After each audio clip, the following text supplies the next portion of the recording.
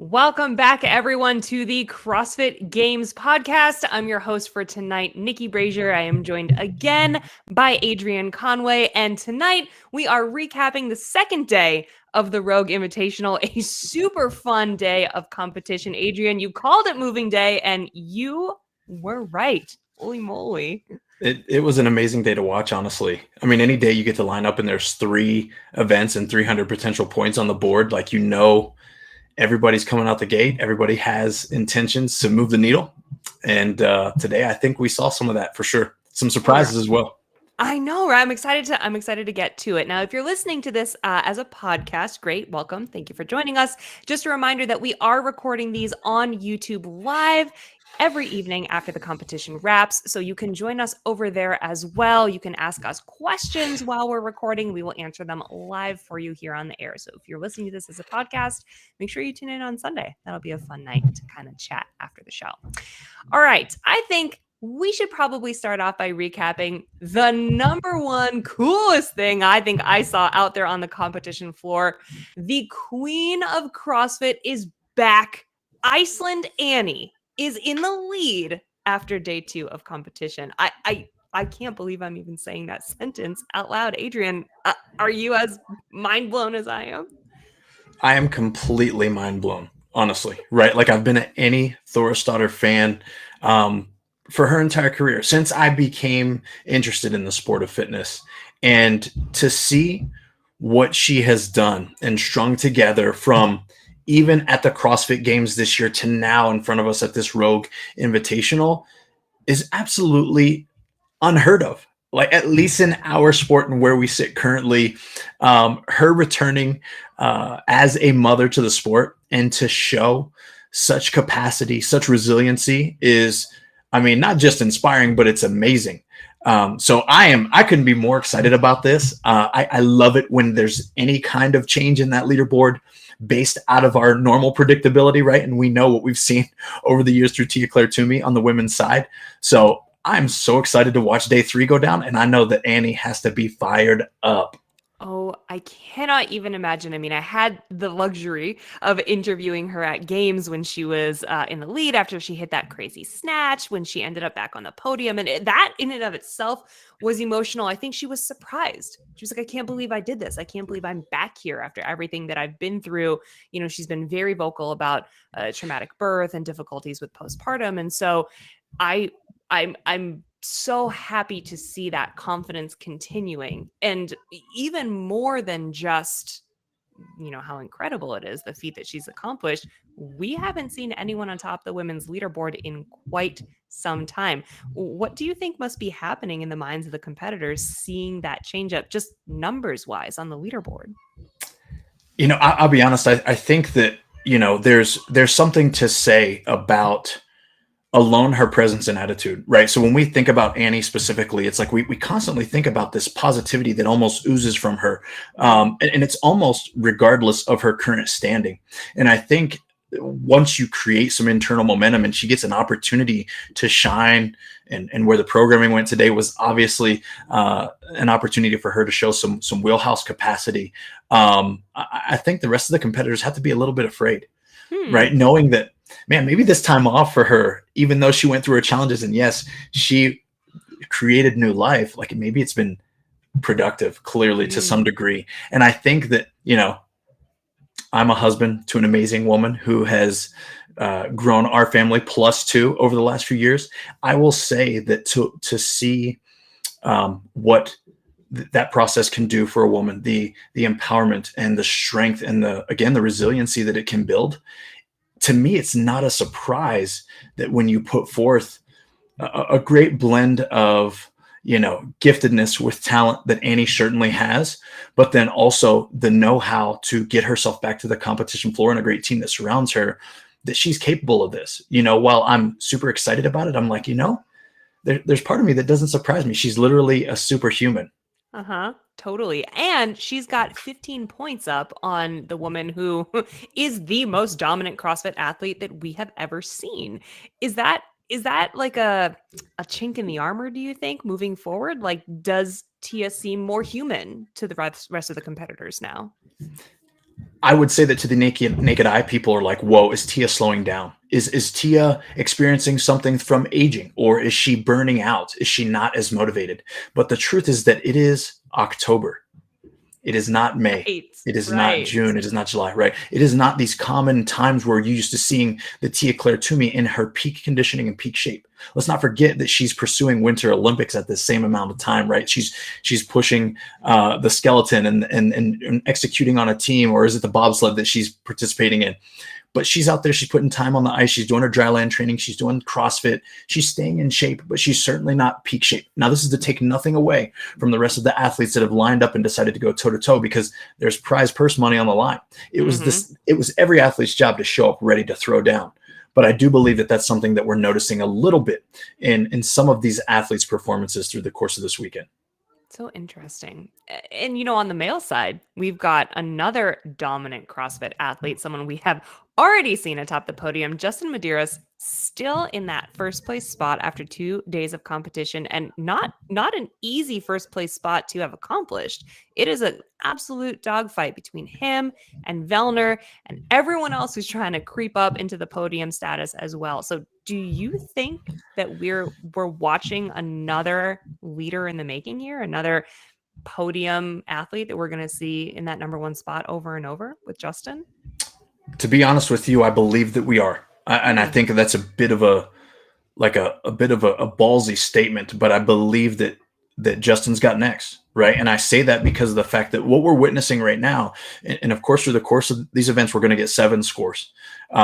For him to have taken the lead as early as he did, and to execute today the way he did, and then specifically, I'm going to continue to refer to this, but that Bella complex last night that we watched, him under the tension and the strength of that barbell to execute the complex at the weight that he did, to me shows that his concerns and his focus, right when those CrossFit Games ended this year, was to continue to develop himself in strength and weakness.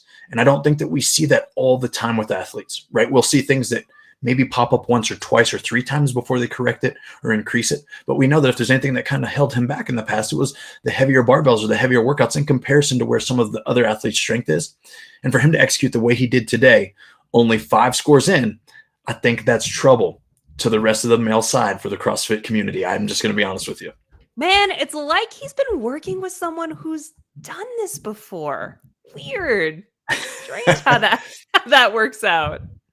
No coincidence, right? He has surrounded himself with the right people, and it shows, that he is open to listening and learning from almost any and every person, at least that has the validity to teach him. And I think that's extremely important for a champ. Yeah, totally. Also, he had some awesome shades on today. I don't know if you saw those. Super I saw slick him out there. sunglasses. I love that. He was swaggy. That's a different side of Justin that we haven't seen yet, right? Swaggy Justin's on his way, and that could be more dangerous. Yeah, but it's a special kind of swaggy. It's like Miami Vice swaggy. It's like bringing back the mullet and the aviators and the reflectors. It's like some 70s swag. I'm here for it. It's Totally uniquely here for him. it. I'm here for it all day, right? Like my whole thing coming up was like, I like cool, but I like weird cool. Justin's kind of like weird cool, and I'm here for it all day. Totally. I love that. That's the best way of putting it. So we have 2 events left still here at the Rogue Invitational. We got one that we know and one that we don't know. Based on what we've seen so far, Adrian, what do you think we can expect to see in that final mystery event? This is the question, right? This is the hard question to answer. I will say this, though, leading into even the first event of tomorrow, event 6, what I'm interested in is seeing how today's workouts affect event 6, because they did so many nasty weighted GHD sit-ups and ski erg contractions where they both did that flexion of the trunk, that more like a sit-up action. It's really similar for both of those. And then tomorrow they're going to have to do 30 ring muscle ups in a workout right out of the gate. And I believe that we could see some carryover if these athletes aren't in some of that peak conditioning that they're used to because of recoverability. And I'm just interested to see that. That's where I'm noticing in the programming is like, okay, the thruster heavy workout with the assault bike could carry into those step ups in that first part of the workout as well. And then of course those muscle ups. So keep your eyes posted on seeing how that plays out. For event 7, the to be announced event, I got to say, give me some dumbbells, Rogue. Like I'm assuming the dumbbells are coming, and I wouldn't be surprised if we see some form of snatch. Okay, okay, like a dumbbell snatch, maybe dumbbell squat snatch, something along those lines. That's it. It could be a dumbbell squat snatch. They could throw, some overhead squats in there or something. But I'm expecting a dumbbell to some degree, and it wouldn't surprise me. I mean, they got this big, beautiful field. A really cool movement to watch and watch the leaderboard kind of come and go as a handstand walk. So we haven't done any of that yet Yeah. either. Yeah, totally. I'm going to throw this out there. This is Rogue. They are the innovators behind all the weird and cool and new implements that we see out on the competition floor. I wouldn't be surprised if there was something brand spanking new that we have never seen before. Then they just introduce it. Event 7, this is the thing with the handle and the wheel that you've never pushed or touched ever in your life. Good luck, everyone. Oh, I'd love it. Hey, trust me. If that's the case, they're doing exactly what we hoped for, right? Right. Outside of even everything that I guessed, give us something new. I'm even happier. Totally, totally. All right, well, let's just look back at what the standings look like. Now that 2 days of competition are done, let's start on the ladies' side. We already mentioned this. Annie Thorsdottir is in the lead. She has 15 points on Tia Claire Toomey in second. But in third place, a little bit of a surprise to me, Gabby Magawa is there with 385 points. Is that the 1, 2, 3 that you were expecting to see after this days of competition? It's not. It's not. I'll be honest with you. I had T in there. I had Annie in there. I didn't have Gabby in there. Me either. She is a dark horse that has come to play, and I've been thoroughly impressed. It's just like she just consistently, right, is just showing up, and it's like, man, that's a pleasant surprise. But again, it shows that training is on point and mindset is right where it needs to be. In my initial top 3, I had Haley coming in at about third, and she fought her way back into that top 5 today, which I was extremely excited to see. I mean, she moved like crazy on event 4 with that win. And then, of course, a top 3 and again in event 5. But, I think the weekend has surprised me, and they've all been pleasant surprises. I've literally been inspired by the women's side specifically this weekend. So they're killing it. What did you have in mind, Nikki? What were you thinking there? I thought that Laura was going to hang on to that top 3 spot. I really did. And she's in 4th, so that we're not taking anything away from her. It's, Gabby's in there at 385 and Laura's in there at 365. So it's really any lady's game at this point. Anyone could still rush for the podium. But I did have her up there still. But I totally agree with you on Haley Adams clawing her way back up toward the top of the leaderboard. I mean, the fact that she had some of the top scores while in the first heat today, taking third in event 5, that really messed up the second heat. And that's dangerous. That is dangerous when you are fighting for 1, 2, 3 on the podium. Absolutely. And again, I mean, we kind of mentioned that a little bit even, yesterday in the coverage, where it's like when you're still in that first heat, but you're vying for that transition spot or that transition opportunity in a couple workouts. Like it takes a tremendous amount of mental fortitude to know that you potentially have the lead in your given heat, but you got to still go all gas and find a way to push for one of those top times. Cause those other girls are just in the back, like, cool, got it. Now I'm just going to go for that time. And so I think it takes a tremendous amount of guts, focus, tenacity. You kind of got to shut off that pain button that sometimes is echoing in your ears to slow down just a touch. And Haley executed. And yeah, those girls in that first heat, as they're out there, or that second heat, as they're out there throwing down, they're not necessarily thinking about Haley and her time. So they're looking left to right and kind of judging their success and or failure based off of these other girls' performance. And it throws everybody for a loop. So it's a unique part about our sport. Yeah, I think it's super cool and motivating always to get back into that final heat, and just kind of surround yourself with the best people all the time. Yep. All right, on the men's side, so we mentioned this already. Again, Justin is still in that first place spot, but Pat Vellner is coming for him, and it is 1 and 2 all weekend long with these guys. They are consistently fighting one another to see who can cross the finish line first. Third place right now is Jason Hopper, but Jeff Adler is creeping in. He is trying his very best. And at the time now that I'm looking at the points, we don't have event 5 updated yet. So I'm not gonna talk about numbers because I'm not sure how exactly that's gonna shake out. But I know that the fight for those 3 and 4th place spots between Hopper and Adler, that's tight. That is tight right now. Very tight. It's very tight. And I'm going to say this. I was impressed with Jeff Adler today, specifically through event 4. So Okay. his execution there on something that involved no barbells, I was like, okay, Jeff, you've been working on some things, brother, and it it excited me for him and the potential of what this season could hold for him. But specifically, we're here in the thick of this, and once we get these scores and we kind of get to see where this shakes out between him and Jason, day 3 is going to be an absolute bloodbath. And that, and I'm here for it, right? Like we think about day 2 as moving day. It kind of puts people into this locked in position so that we can sit back and watch on day 3. Okay, who is going to step up and who is going to step out? And that fight for the podium is literally going to be a tooth and nail fight, because it's going to come down to seconds and fractions of a seconds. Because I believe that we're going into day 3 with either a potential tie type scenario between those two, or just fractional points that separate them. And that first event to start the day, event 6, is going to tell us a lot. So we'll see how they show up in the morning. Absolutely. Now, here's a question for you. Do you think that Jason Hopper can hold on to that third place spot, given that the next event is a chipper? It's long.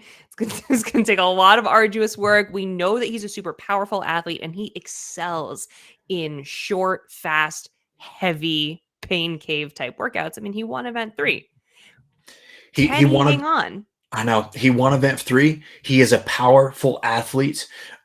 He does have an impressive engine. My concern with him is his body weight. He's a bigger human. This guy is a big rig, right? He's 220. We're coming up on 60 strict handstand push-ups and 30 ring muscle-ups in one stinking workout right here in the morning to start us off, after we've already pre-fatigued our bodies through events 3, 4, and 5 today. I don't know where he's going to be able to perform and excel in event 6 specifically, as it's a chipper, when it comes to him specifically. Now, I did have higher expectations. I want to mention this, Nikki. For him, I was like, the mule is another opportunity for Jason to really win some points and make some moves. And he didn't finish that workout the way that I expected him to. Him being a longer and a taller athlete, having a bit shorter distance for that burpee pull-up to travel, and knowing that it was more of like a cadence or established type workout where it's like, hey, you do your work on the barbell, you get to that burpee pull-up, you develop a strict cadence, and you hold yourself to it, you can have a great finish. And he started to consistently fall back away from that small group of guys that kind of led that workout. And I was watching that, I was like, okay, well, maybe this tells us a little bit of a story about how he might fare into day 3 with some of these longer workouts. He blew the doors off in event 3, taking nothing away from him there, but I thought he would show up stronger for us in event 5. And now he's got Adler right there, chipping at his heels, and potentially has passed him by a point or two. Yeah, seriously. So if not Jason, then who for you today had some of the top performances? Give me the top male and female performance in your mind.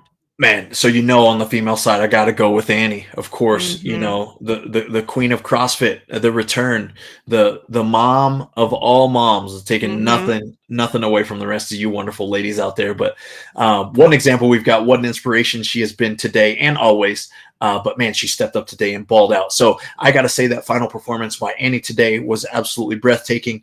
On the men's side, goodness, this is going to seem redundant, but my man, Justin Medeiros, you just can't, he's like, from Pat Vellner's perspective, right? Thinking about this last event, event 5, Pat's like, cool, got it. I'm winning this one. We're taking home a W. Like, this is me. This was me in 2019, is going to be me today. And I'm sure he got fired up for it. And then all of a sudden he punches his ticket, crosses the finish line. He got to be feeling good. Like anyone that's won a workout, we know what that feels like. And it's a great feeling. And then he turns around, and who's there smiling happily behind him, saying like, hey man, don't worry. You can't close this gap. You only got me by a couple points now, right? Like, and he's just like, you can't come back. I'll be here all day, and I don't have any weaknesses. So what can you do? And that's the reason I'm going to say, go ahead and hold up Justin, is because for me, I've just kind of been waiting, and I'm like, okay, so where's this going to happen? Where's he going to let one slip? And he has yet to let one slip. And that, for those of you guys that haven't really participated at a CrossFit Games type level, that is tedious. That is trying. To show up at every event and be able to execute the way that you can and should execute is completely one thing, but to be able to do it is completely another thing. So I'm going with my lady Annie and my man Justin, the two top leaders. It's quite an obvious shout out, but they've earned it. Okay. I'm going to do a less obvious shout out here, and I'm going to say that on both the men's and women's side, some standout performances for me came from the comp train crew. So today, watching Amanda Barnhart win event 3, I mean that her performance was flawless. There was zero room for error. We're talking about fractions of a second to see who could cross the finish line first. And she dove headfirst into the pain cave like it was no big deal. Unbelievable to watch. Absolutely unbelievable. I mean, she is literally like she's a powerhouse, right? Like there's almost no better way to describe her athletic prowess. To watch the way that she approached even that workout specifically with event 3, like you're mentioning, it's like she paced that first 20 thrusters. She knew it was not an issue. She paced the bike just right. The last 20 thrusters looked like, I mean, it almost looked like it was an RX like 55-pound barbell for her. Right. Which blew my mind completely right after the pre-fatigue that she built up already. So it was extremely impressive, specifically on that event alone. But I agree with you. She specifically came and showed out today. Right. I totally agree. And I think that kind of gave a little bit of a boost to that whole crew because they've been struggling, admittedly, a little bit. But then on the men's side, watching Chandler Smith take the 3rd place spot in event 4, an event that I really did not think was going to be perfectly within his wheelhouse. I mean, it was cardio, man. It was so much cardio. And I wasn't sure how he was going to hold up with that, but he stayed strong, paced himself well. And I think that given the fact that he had fallen off a little bit with the prior event, didn't really come through well on event 3, took an 18th place for that one. Coming back from that is huge. And I think shows a lot of mental fortitude. So that was a good standout performance in my mind. He crushed it. And I think once we see even today's standings, he's going to move at least 2 or 3 spots up that leaderboard with the way that the points were shaken out. I know that he finished with another 3rd right there in the mule. So I couldn't agree more, man. He executed right where he could have. Those opportunities present themselves. Him and his wrestling background, he does have a big engine. So you take some of the technicalities out of our sport, and my man is a workhorse. So he executed. Anything kind of bum you out or surprise you a little bit more on the negative side? Not a ton. I mean, I think today, from what I anticipated, didn't surprise me a ton. I'll reference again this last final workout here. I wanted to see Jason Hopper make a move. I wanted to see him fight for another top spot. I thought that was a great workout for him specifically. But it wasn't his whistles. That was a little bit of a surprise to me. I'll say that was it. That was going to be the one where I was like, okay, this is one. He started the day with a number 1. I thought potentially he'd be vying for another top 2 spot here in event 5. And I thought that could be another thing that kicked him into day 3 with some more momentum. But I was a little bit surprised to see where he kind of petered off towards the end there. So I'd have to say Mr. Hopper on event 5 was my little bit of a letdown. I hear you. For me, we saw, for some reason, I don't exactly know why, but Andre Houdet had to pull out of the competition. So that was a little bit of a bummer to watch his lane empty, especially after he did so well on that Bella complex yesterday. And then on the women's side, I a little bit surprised to see Katrin where she's at on the leaderboard, down in that 15th place spot. Just not, I don't know. I had high hopes for the sled dog to come back on moving day. It's kind of her jam. It's kind of her thing. Yeah, Katrin, listen, I'm an athlete, so I understand how things affect our lives holistically. Katrin's taken a break from training for a while. It looked like she had a great off season. She seems to be very happy, has a great love life, at least publicly, from what we all see. I don't know if you follow along with her, Nikki. Absolutely. Sometimes that lets you get a little comfortable. Sometimes that lets you sit back and feel a little bit good. And we all know that she's had some success. Now, Katrin, I'm not saying you're getting soft on us, girl. What I'm saying is she might be at a specific time in the season where we're not really seeing the best of her. And again, I'm not giving her any excuse, but I am saying that, like, I understand what it feels like sometimes to be October as a tenured or an aging athlete where you've been in the sport for a while, and like you've almost got to make some really hard choices on, can I be 99 or 98% at Rogue in October and still be 100% going into the season? Or is it safer and more smart for me to approach this as like an 88 to 90% of myself in October and do my best? And so that I can turn around and really do the real work when it counts as the season starts in February and March. So that could be one of the things we're seeing there. Again, I'm not giving her any excuses, but it's life. Yeah. It's interesting that you're kind of talking about Katrin as one of the more seasoned I know. CrossFit athletes, if you will. And actually, it's a perfect segue because I'm taking a look at the live chat we have on the YouTube live stream where we are recording this, and Sarah posted, I think what Pat and Annie are doing as the quote unquote elders of CrossFit is amazing. And I would love to hear what you have to say about that, Adrian, because you also have been in this sport for quite some time, competed at the games as a master. So I'm not calling you an elder by any means, but just kind of what is your thought on Pat and Annie at the top of the leaderboard, other folks that are kind of further down but have been doing this for a while? I mean, does it matter? Does the age matter? Does the experience matter? Does your old bones matter when you're out there on the floor? I mean, really, how much does that all add up?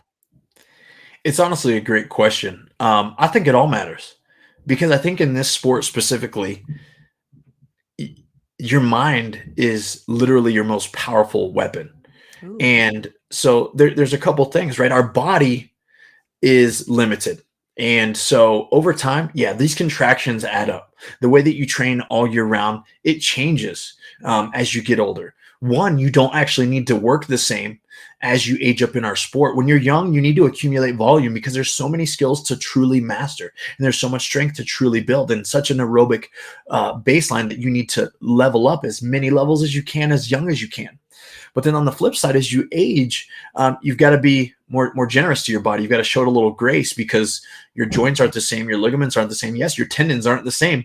Now we can still gain some strength. I feel like, honestly, I could almost be as strong as I was as a 36-year-old now as a 25-year-old. But my conditioning and my recovery is something that has tremendously changed. Now, I will say this too. In my 36 years versus in my 25 years, I've gained a lot of life experience. And there's something about tenacity and the ability to compete, or the trust that you can develop in yourself through the course of some years that gives you a bit more confidence than you have even when you're young and full of all that vigor, right? So I think there's some advantages on both sides. That was always one of my curiosities about seeing these young up-and-comers come into the sport of fitness that are 20, 21, and 22. Because I'm like, man, these guys haven't really been kicked in the teeth yet by life. So we'll see what kind of competitors they are as they grow up. But because I came into the sport watching these grown men win the CrossFit Games, right? These grown men fight for competition. So it was a very different thing that we were watching out there on the floor. But age does matter, and it just changes as you go. What Annie and Pat are doing is completely amazing. But if you guys really want to be inspired, hey, start paying attention to some of these masters categories. I was there this year on 35 to 39 age group. And that's okay. That's cool. We're decent. But there are some 60 and 65-year-olds that will absolutely blow your mind. So you guys got to check that out. That is some impressive stuff. I have said this before and I would say it again. I really, truly believe that the masters athletes are the greatest CrossFit athletes in our sport. Truly, because relative to life, they do not have the luxury to be in the gym all day, getting really good at the sport of fitness by doing it for 6, 8, 10 hours a day. Relative to life, we're talking about people who have jobs, who have families, who may be on their third or fourth career now. And wow, just the fact that they can dedicate the time and effort and push their bodies to the max the way that they do, I think makes them, relative to life, some of the best athletes we have in the entire sport, for sure. Completely agree. And Annie's paving the way for all the mamas out there too. For sure. Okay, so kind of on the flip side then, Adrian, do you think it might be time for some of these more seasoned athletes to kind of make their way over into the legends category? And I'm looking specifically at Ben Smith this weekend. Is it his time to become a legend? It's a great question. Not if he keeps qualifying for the CrossFit Games, Well, so if he, yeah, it's like to me, we play such a sport that you let your true desire Literally, like you let your desire in your heart guide you, and then you let the results make the choice for you. And I say that because, like, hey, Ben Smith doesn't appear to be too prideful to be like, yeah, I'm going to go out there as long as I can. I'm going to throw my hat in the ring and try to be a champion. Why would he not? Right? So many young people are going to be trying to get to the level that he's at and actually never make it. They're going to try to get invited to the Rogue Invitational. Truly, this will be a 10-year, 15-year pursuit for some of these young people, and they're never going to make it. Ben Smith had such a career where it's like, hey, man, guess what? You're entitled to that, bro. You need to take it as long as they're inviting you, and go out there and give those young guys heck, right? Like, do what you can when you can. And I say let the rest take care of itself. The legends, I'm sure, will welcome Ben when he's ready, when it's time. But I feel like as long as his wife is out there and like, hey, Ben, go win us some money, or hey, go represent, or go build your brand, or whatever it is that his initiative and reason is, he should go do it. I totally agree. I totally agree. And Lauren just posted something interesting. She wrote Sam Briggs seems ready to make that switch over too. And I kind of she's the one athlete that I kind of disagree with that on, only because she keeps qualifying kind of like you said with Ben. And we've seen her do both. We've seen her, in seasons where she's recently had surgery or is coming back from injury, go the Masters route. And then we've also watched her win sanctionals and continue to qualify for the CrossFit Games despite her age. Do you think it's time for Sam to head over to the Legends? Honestly, Sam is the exact example of why I said what I said about Ben. Like, I was Yep. thinking about Sam the whole time I was saying that. So I appreciate Lauren for bringing that up. I think, like, look at Sam's journey. It's like 1 year she didn't make it. She showed up in the Masters category and then took like a podium spot, right? Yeah. But then the very next year, she like shows up and wins. I mean, what invitational did she? Dubai. Dubai. She like showed up Yep. and won Dubai. Like, oh, I accidentally beat everybody here and kicked their butts. So I guess sure, I'll go back to the CrossFit Games, right? Like, so it's just like, hey, if you feel like your life aligns, I think Sam certainly still has the capacity. We know that at this point in her career where her weaknesses lie, and so it really depends on what's the programming like. What time of the year is it? Is she healthy? And if she's healthy, that woman is still a threat to any of these young whippersnappers that are out there doing what they can in the fitness arena. These kids these days, they don't know. I like when you said that they haven't been kicked in the teeth by life yet. And I'm out here thinking, like, whew, just wait until all these younger ones start having kids and the sleep deprivation is real. I know it because I'm living it. I'm here for it right now. All of it, all of it. You are certainly in the thick of it right now. Whew, it's rough.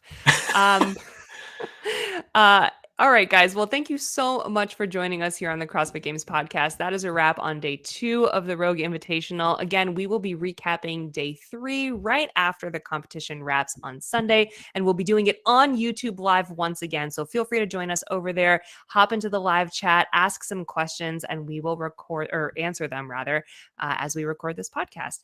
Adrian, thank you so much for joining me again. I hope you have an awesome rest of your evening. Hey, thank you too.